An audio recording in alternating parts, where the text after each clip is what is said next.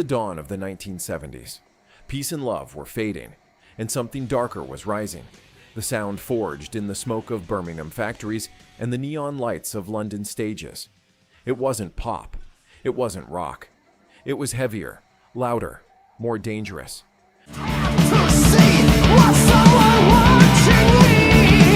This is the story of the songs that built a genre, the riffs that turned teenagers into rebels, and the anthems that made heavy metal immortal.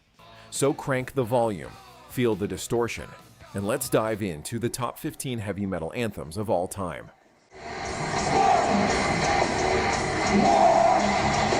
Number 15. Walk, Pantera, 1992.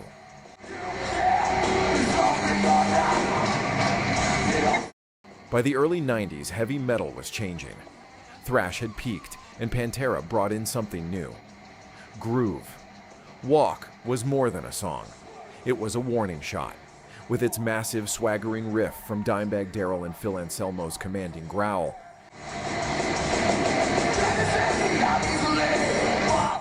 Walk screamed confidence, defiance, and brotherhood. It wasn't just about aggression, it was attitude. And when Anselmo roars "Respect, walk," every crowd, every fan feels that surge of power.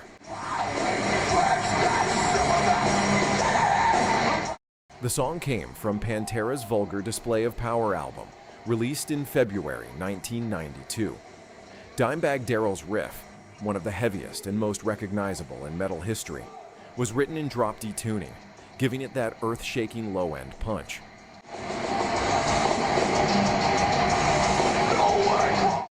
Producer Terry Date captured the band's raw power perfectly, creating a production that was both crushing and crystal clear. So Walk became the soundtrack of Resistance, proof that metal could evolve without losing its soul.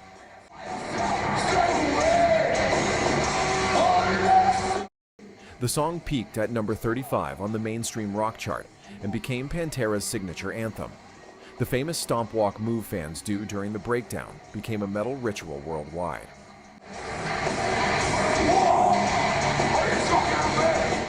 Walk showed that groove metal wasn't just the future. It was already here, and it was unstoppable.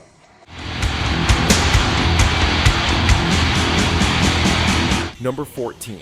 Enter Sandman, Metallica, 1991.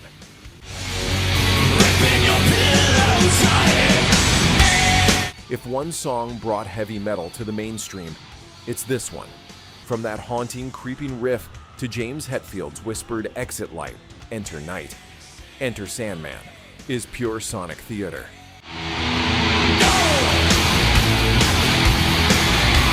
It marked Metallica's transition from underground thrash kings to global rock gods.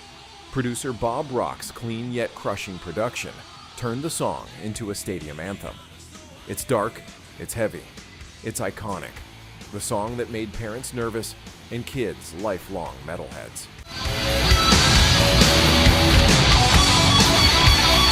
Released as the lead single from Metallica's self-titled Black Album in July 1991, Enter Sandman became the band's biggest hit, reaching number 16 on the Billboard Hot 100.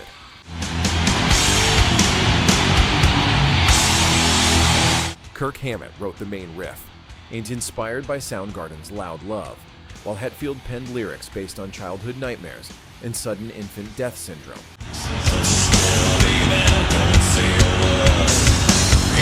The music video, with its disturbing imagery of a young boy's nightmares, received heavy rotation on MTV and helped push the song, and metal, into mainstream consciousness.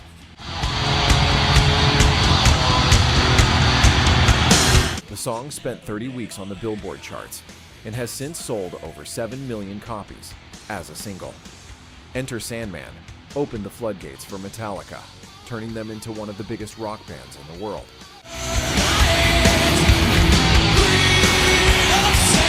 The Black Album went on to sell over 30 million copies worldwide, and this song was the battering ram that broke down every door.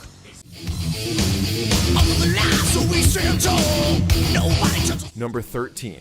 Cowboys from Hell, Pantera, 1990. Before Walk, there was this.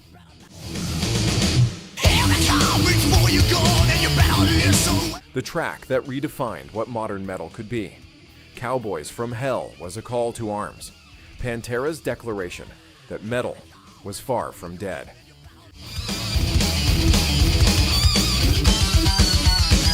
Vinnie Paul's drums, Dimebag's shredding, and Anselmo's raw power fused into something entirely new. Groove metal. It's wild, it's technical, and it proved that the next era of metal had arrived. Guns blazing and amps maxed out.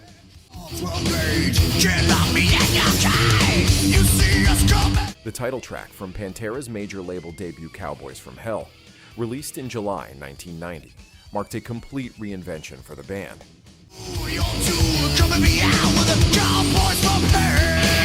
They'd released 4 glam metal albums in the 80s, but with Phil Anselmo on vocals and a new aggressive direction, they created something revolutionary. Dimebag Darrell's guitar work combined thrash metal precision with southern rock swagger to creating a sound that was uniquely Texan and undeniably heavy.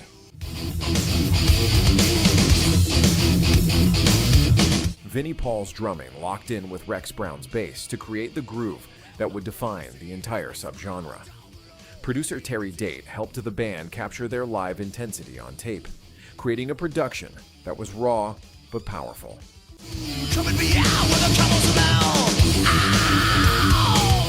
The song reached number 10 on the mainstream rock chart and announced Pantera as a force to be reckoned with.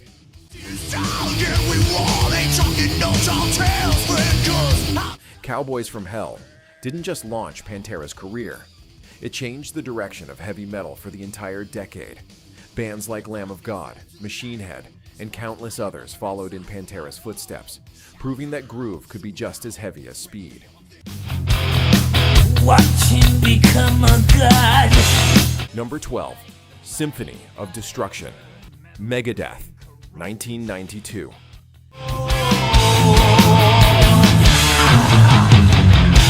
Dave Mustaine turned rebellion into poetry with this one. Symphony of Destruction isn't just a thrash metal anthem, it's a warning about power, corruption, and chaos.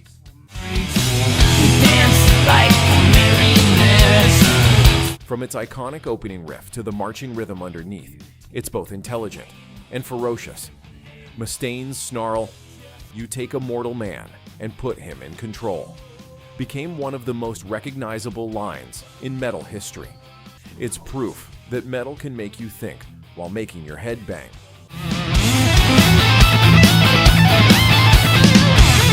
Released from Megadeth's Countdown to Extinction album in June 1992, Symphony of Destruction became the band's highest charting single, reaching number 71 on the Billboard Hot 100 and number 15 on the mainstream rock chart.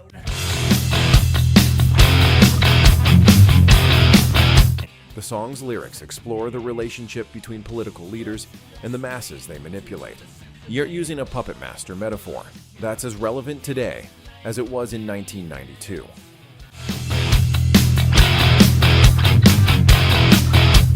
The music video, directed by Wayne Isham, featured striking imagery of a dictator and his subjects, perfectly complementing the song's political themes. It received heavy MTV rotation and helped push Countdown to Extinction to double platinum status.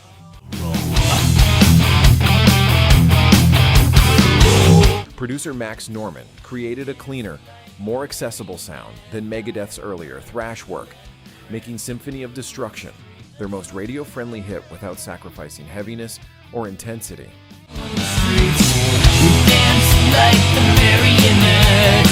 The song has become a staple of Megadeth's live shows and remains one of the most enduring political metal anthems ever written.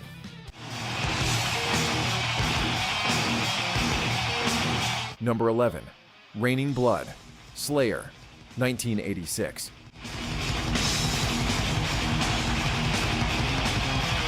When you talk about pure metal chaos, this song sits on the throne.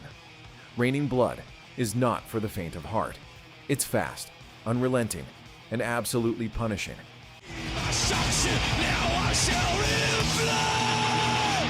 Kerry King and Jeff Hanneman's twin guitars shred through a storm of double bass and rage. The intro alone, the ominous thunder, the haunting build-up, still gives metal fans goosebumps. It's not just a song, it's an experience, an explosion that defined the extreme side of metal forever.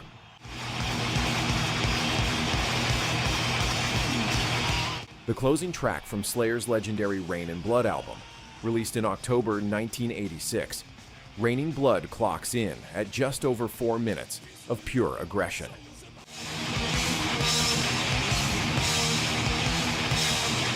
The song's intro features actual rain sounds and a reverse cymbal crash, creating an eerie atmosphere before the band launches into one of the fastest, most intense tracks in metal history.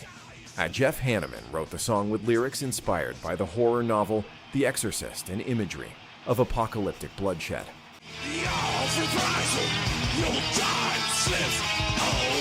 Tom Araya's vocals are delivered with throat-shredding intensity, while Dave Lombardo's drumming set new standards for speed and precision in metal. Producer Rick Rubin, known for his work in hip-hop, stripped away all the excess and captured Slayer at their most primal. The result was an album that clocked in at just 29 minutes, but changed metal forever.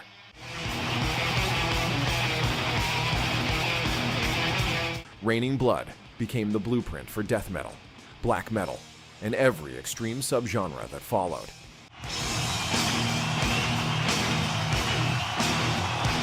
The song is still a mandatory closer for Slayer's live shows, ending with an extended feedback outro that leaves audiences stunned.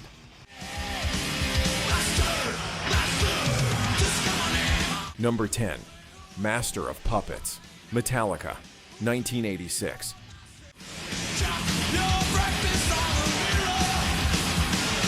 Master of Puppets is the defining Metallica song.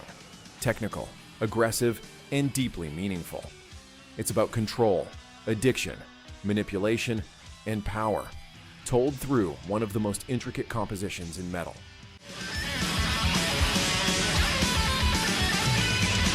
Every section feels like a battle, thunderous riffs, haunting melodies, and that legendary middle break. It's not just a metal song, it's a masterpiece, and it changed what metal could be artistically.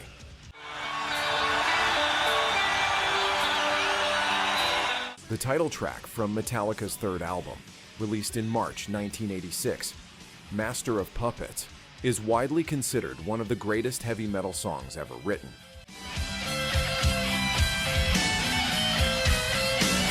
James Hetfield wrote the lyrics about the destructive power of drug addiction, with Master representing the drugs that control the addict like a puppeteer.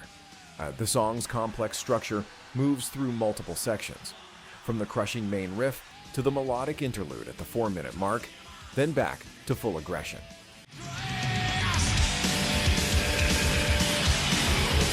Kirk Hammett's solo is one of his most celebrated, while Cliff Burton's bass work, his last recorded work before his death in September 1986, adds depth and complexity.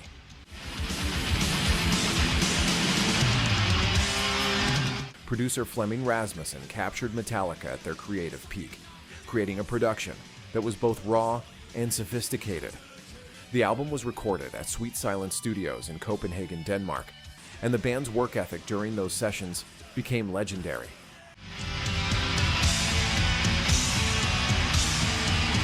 Master of Puppets never charted as a single, but became one of metal's most essential tracks. In 2016, it became the first metal song inducted into the National Recording Registry by the Library of Congress for being culturally, historically, or aesthetically significant. Number 9. You've Got Another Thing Comin', Judas Priest, 1982. Judas Priest was the sound of metal confidence, and this anthem says it all. With its polished riffs, soaring vocals from Rob Halford, and a sense of unstoppable energy.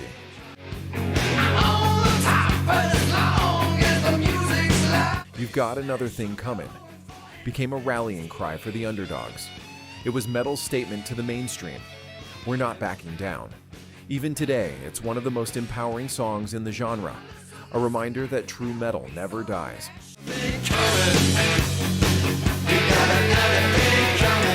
Released from Judas Priest's Screaming for Vengeance album in August 1982, The song became the band's biggest American hit, reaching number 67 on the Billboard Hot 100 and number 18 on the mainstream rock chart.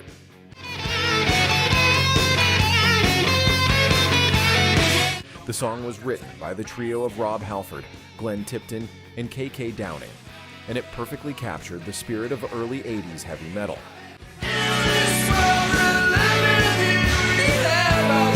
The production by Tom Allen was crisp and powerful, with Halford's multi-tracked vocals soaring over the twin guitar attack.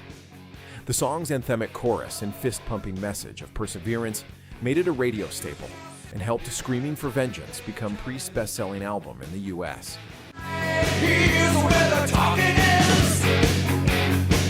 The music video, shot in the California desert with the band performing on top of a flatbed truck, became an MTV favorite and introduced Priest's leather and studs image to a new generation of fans. You've Got Another Thing Comin' proved that heavy metal could be both uncompromising and commercially successful.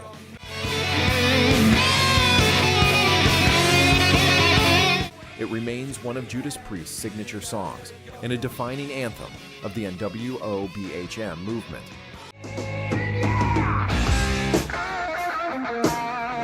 Number 8. Holy Diver, Dio, 1983.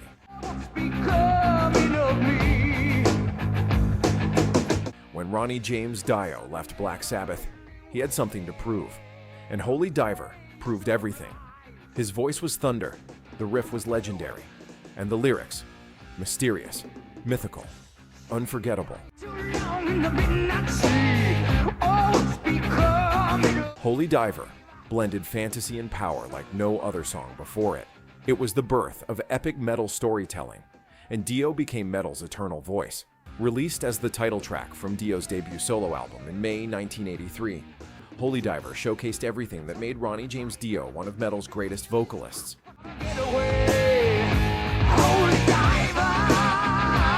The song's lyrics have been interpreted in multiple ways. Some see religious symbolism, others view it as a metaphor for being an outsider or standing up against oppression. Vivian Campbell's opening riff is one of the most iconic in metal history.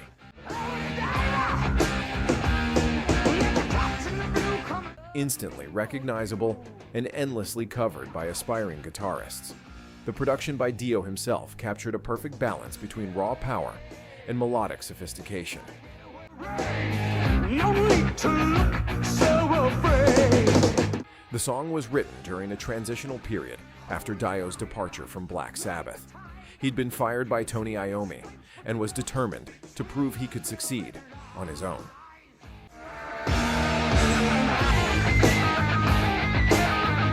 Holy Diver was his answer, a song that showcased his incredible vocal range and storytelling ability. While the song only reached number 40 on the mainstream rock chart initially, it has become one of metal's most beloved classics.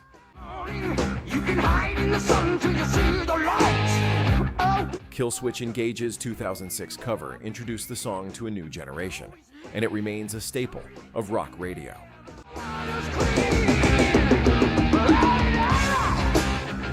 Ronnie James. Dio's legacy as one of metal's greatest voices is built on songs like this. Powerful, mystical, and absolutely timeless. Number 7. Run to the Hills, Iron Maiden, 1982. Galloping drums, twin guitars, Bruce Dickinson's operatic voice soaring above it all.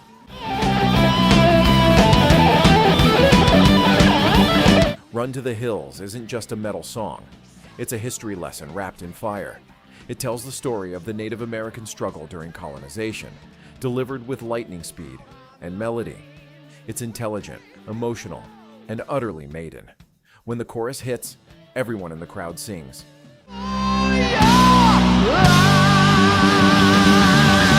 Every single time. Released from Iron Maiden's The Number of the Beast album in February 1982, Run to the Hills became the band's first UK top 10 hit, reaching number 7 on the singles chart.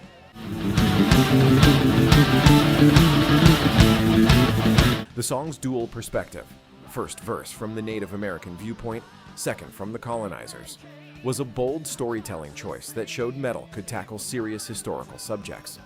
Steve Harris wrote the song's lyrics in bass gallop, creating the signature Maiden sound that would influence thousands of bands.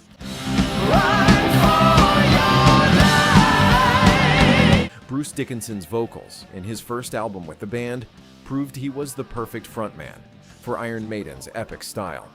Producer Martin Birch captured the band's energy perfectly, creating a production that was both powerful and precise.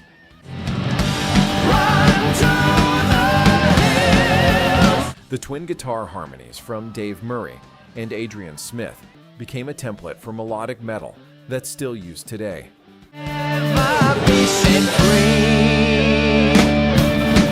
The song has been a staple of Iron Maiden's live shows for over 40 years, always met with massive crowd participation. Its combination of historical storytelling, melodic complexity, and sheer energy makes it one of metal's essential anthems.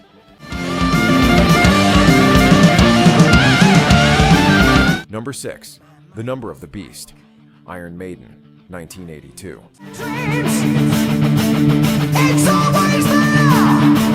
The song that defined the entire heavy metal image. Dark, theatrical, and unapologetically epic. The Number of the Beast caused controversy, protests, and parental nightmares. And I see just what I saw.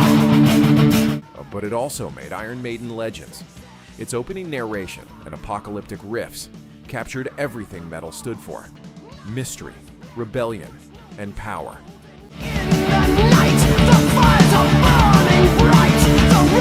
To this day, no song captures the drama of heavy metal like this one. Also from the Number of the Beast album, the title track was released in March 1982 and became Iron Maiden's most iconic song.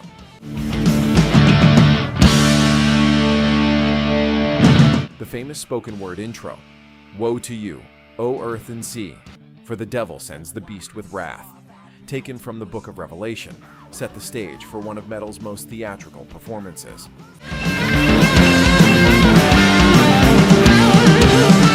The song sparked massive controversy, with religious groups accusing Iron Maiden of Satanism and burning their records.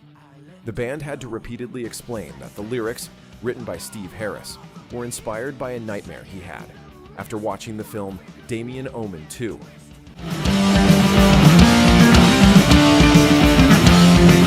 The song is told from the perspective of someone witnessing a satanic ritual, not endorsing it. Bruce Dickinson's vocals on this track are legendary. His blood-curdling scream of 666, the number of the beast,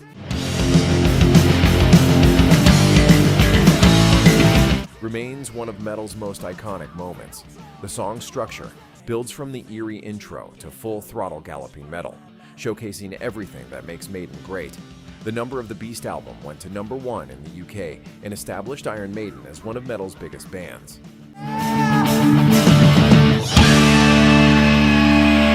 This title track remains their calling card and one of the genre's most essential songs. Rockin' to the dawn. Number 5. Living After Midnight. Judas Priest, 1980.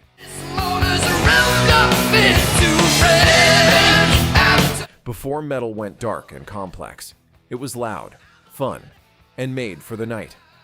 Living After Midnight is that spirit bottled into one track. It's metal with swagger, clean guitars, catchy hooks, and pure attitude.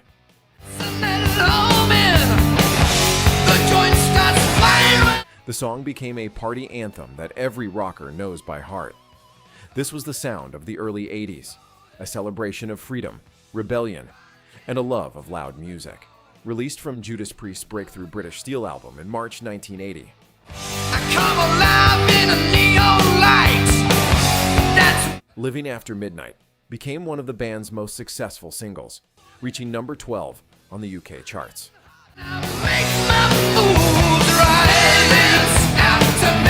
The song's title came from an incident during recording at Tittenhurst Park, when Glenn Tipton's late-night guitar playing woke Rob Halford, who sarcastically commented, "You're really living after midnight."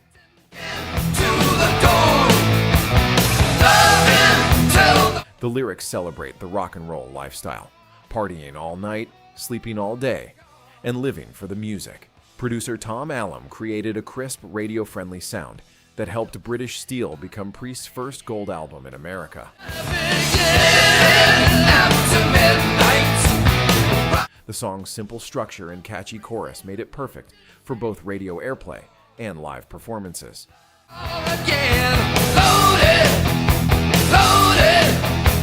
The music video, directed by Julian Temple and filmed at Sheffield City Hall, showed the band performing with energy and charisma, helping to establish their image as metal icons.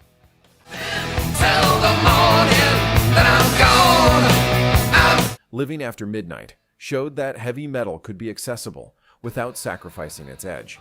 It opened doors for Judas Priest in America and proved that metal anthems could be both heavy and fun.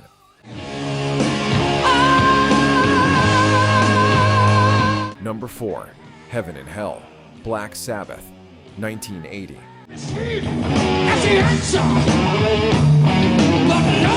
When Ozzy Osbourne was fired from Black Sabbath in 1979, many thought the band was finished.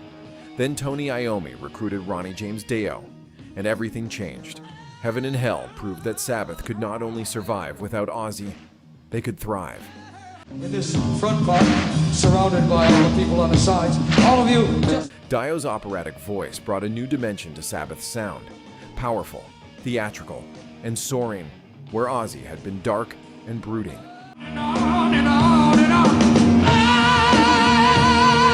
The song builds from a slow, haunting intro into a full-throttle metal epic, showcasing the band's ability to blend atmosphere with crushing heaviness. Yes, and way up there in heaven! Released as the title track from Black Sabbath's 9th studio album in April 1980, Heaven and Hell reached number 9 in the UK and number 28 in the US, achieving platinum certification. Produced by Martin Birch, JT, give me some lights, my son. who had worked with Deep Purple and Rainbow. The album marked a complete sonic reinvention for the band. The lyrics, written entirely by Dio, explore the duality of human existence, the constant battle between good and evil, light and darkness. Here we go. You can be louder than them. On and on and on. Dio later explained the song was his statement to those who look down on metal fans and musicians, with the line referring to powerful forces that manipulate and control others. Tony Iommi's riff is one of his finest, dark, heavy, and perfectly complementing Dio's vocal range.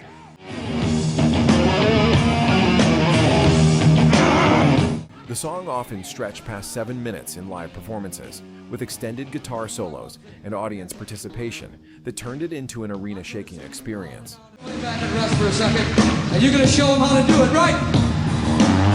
Heaven and Hell revitalized Black Sabbath's career and influenced an entire generation of power metal and doom metal bands. It proved that metal's founding fathers could evolve and inspire while staying true to their heavy roots.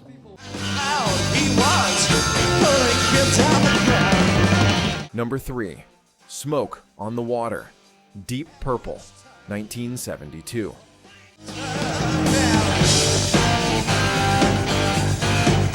You already heard it in your head, didn't you?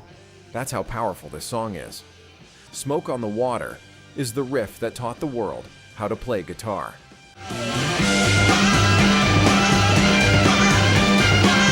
Based on a real fire at a Frank Zappa concert in Switzerland, it's a piece of rock history. Simple, timeless, and the bridge between hard rock and heavy metal. Without this riff, metal might never have existed.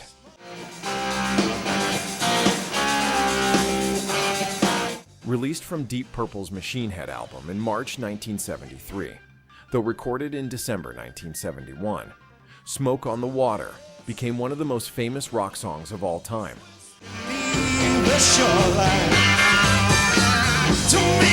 The lyrics tell the true story of a fire at the Montreux Casino in December 1971, during a Frank Zappa and the Mothers of Invention concert. Deep Purple was in Montreux to record an album using the Rolling Stones mobile studio.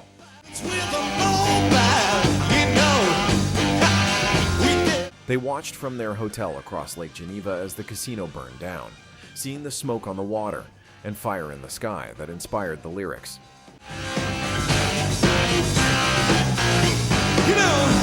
They ended up recording the album at the nearby Grand Hotel. Ritchie Blackmore's four-note riff, played in fourths on a single string, became the first riff millions of beginner guitarists learned.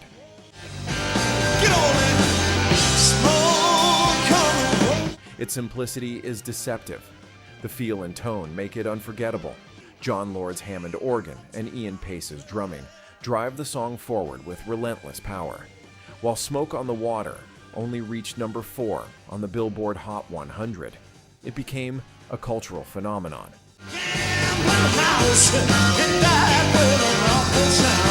Guitar Center employees famously dread hearing it played, badly, by would-be customers, but its influence on rock and metal is undeniable. Number 2. Paranoid, Black Sabbath, 1970.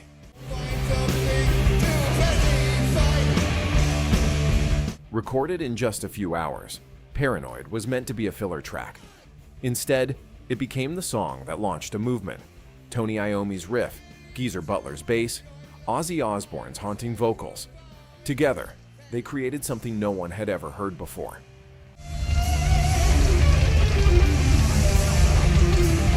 Paranoid was short, dark, and direct, and it made Black Sabbath the founding fathers of heavy metal. Released from Black Sabbath's second album in September 1970.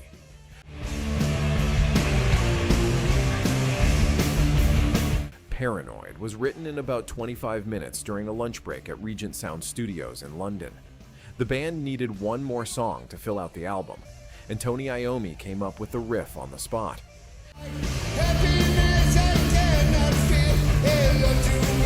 Geezer Butler wrote the lyrics just as quickly, channeling his own feelings of depression and anxiety.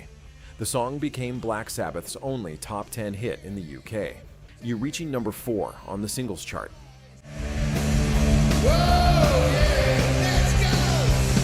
The record label was so confident in the song that they changed the album's name from War Pigs to Paranoid to capitalize on the single's success. At just 2 minutes 50 seconds, Paranoid is a masterclass in concise songwriting.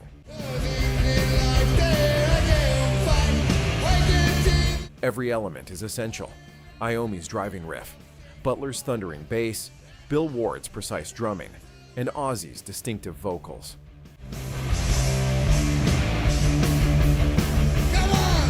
The song's lyrics about mental health were raw and honest in a way rock music rarely was at the time.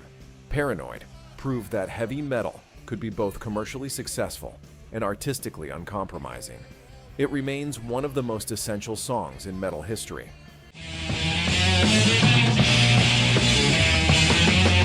Number 1. Iron Man, Black Sabbath, 1970.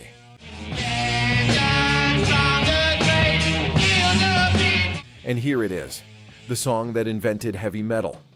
The riff is slow, crushing, unstoppable, a sound that echoed from the factories of Birmingham straight into the soul of rock music.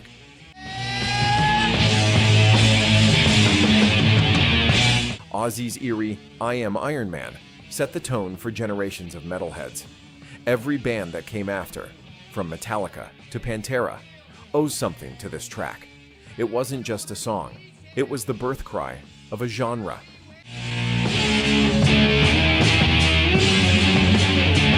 Released from the Paranoid album in October 1970, Iron Man features one of the most iconic riffs in all of music.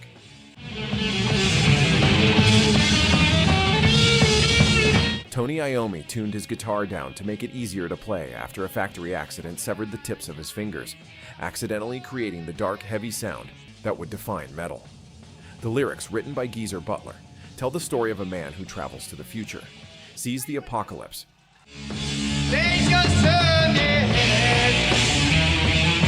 and returns to the present transformed into a being of steel.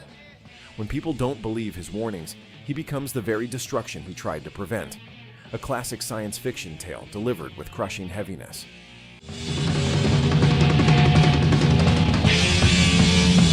The song's intro, with Ozzy's voice processed through effects to sound robotic, was groundbreaking for 1970.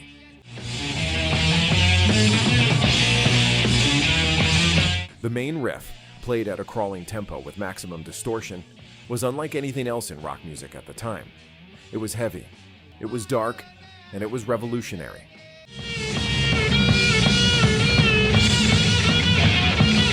Iron Man reached number 5 on the UK charts and has become one of the most recognizable songs in rock history. It's been featured in countless films, TV shows, and video games, introducing new generations to the power of heavy metal. This is where it all began. This is heavy metal's ground zero.